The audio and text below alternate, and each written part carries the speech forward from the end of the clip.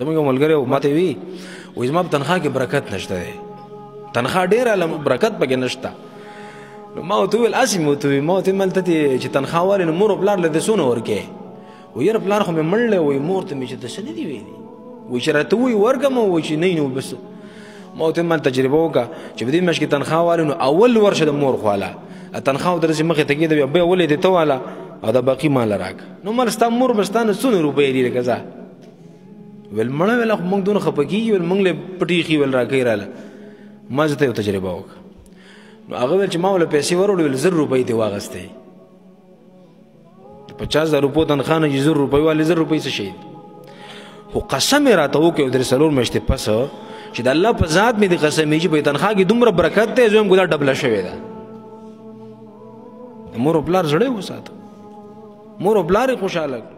مفتي محمد إبراهيم محمدي